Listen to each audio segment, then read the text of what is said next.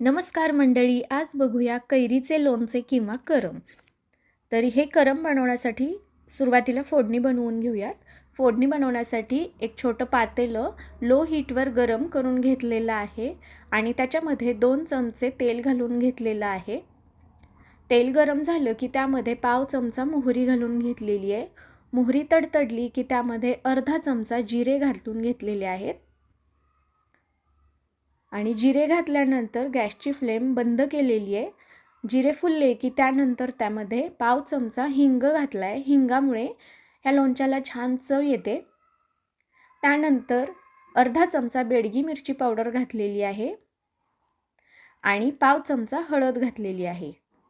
आता हे सर्व आपल्याला व्यवस्थित मिक्स करून ही फोडणी थंड करून घ्यायची आहे। त्यानंतर एक कैरी अशा छोट्या पीसमध्ये मी कट करून घेतलेली आहे। आता यामध्ये ही जी आपण फोडणी बनवलेली आहे ती घालून व्यवस्थित मिक्स करून घ्यायची आहे।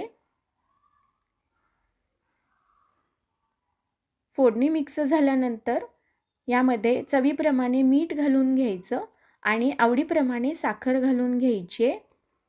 इथे साखरेऐवजी तुम्ही बारीक चिरलेला गूळ देखील वापरू शकता, त्यामुळे देखील या लोणच्याला छान चव येते आणि कैरीच्या आंबटपणावर साखरेचं किंवा गुळाचं प्रमाण तुम्ही कमी जास्त करू शकता। तर अशा पद्धतीचं हे कैरीचं लोणचे किंवा करम तयार आहे। व्हिडिओ बघितल्याबद्दल धन्यवाद।